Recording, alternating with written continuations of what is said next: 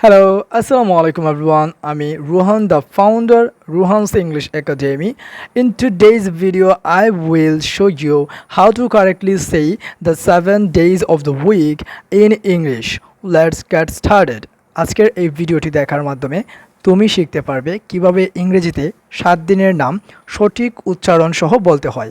তো চলো শুরু করি।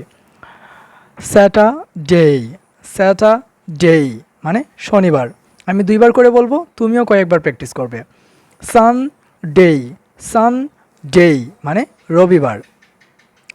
মানডে, মানডে মানে সোমবার। টিউজডে, টিউজডে মানে মঙ্গলবার। ওয়েন্সডে, ওয়েন্সডে মানে বুধবার। থার্সডে, থার্সডে মানে বৃহস্পতিবার। ফ্রাইডে, ফ্রাইডে মানে শুক্রবার।